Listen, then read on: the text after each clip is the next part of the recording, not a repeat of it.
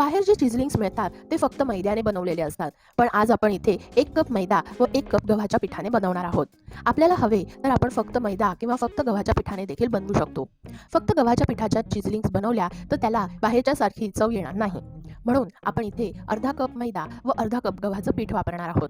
त्यामुळे हे हेल्दी देखील होतील आणि चविष्ट सुद्धा.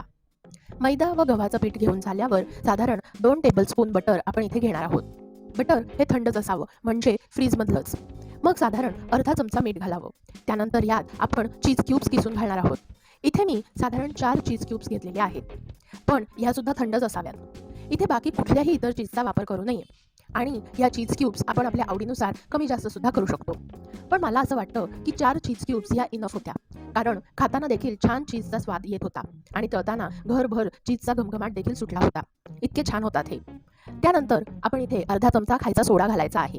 हे ऑप्शनल आहे, पण जर घातलं तर आपले चिझलिंग चांगले फुगतात आणि जास्त क्रिस्पी सुद्धा होतात.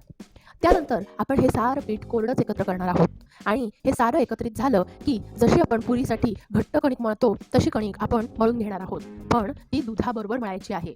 येस, इथे आपण कुठेही कणिक मळताना पाणी वापरणार नाही आहोत, तर फक्त दुधाचा वापर इथे करणार आहोत.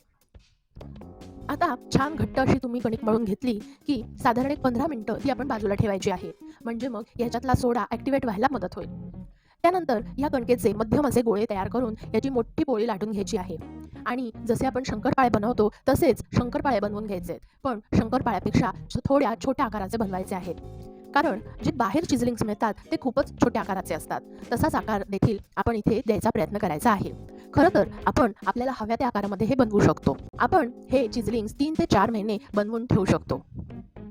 त्यामुळे जर आपली मुलं बाहेरगावी राहत असतील तर त्यांना सुद्धा आपण हे बनवून देऊ शकतो. त्याचप्रमाणे बाहेरच्या पेक्षा अतिशय स्वस्तामध्ये हे बनवून तयार होतात. आता आपण इथे तेल तापवायला ठेवलेलं आहे. पहिले तेल अगदी छान असं कडकडीत गरम करून घ्यायचं आहे आणि मग त्याच्यामध्ये आपण चिझलिंग सोडायचे आहेत. एकदा का तेलामध्ये चिझलिंग सोडले की गॅस बारीक करायचा आहे.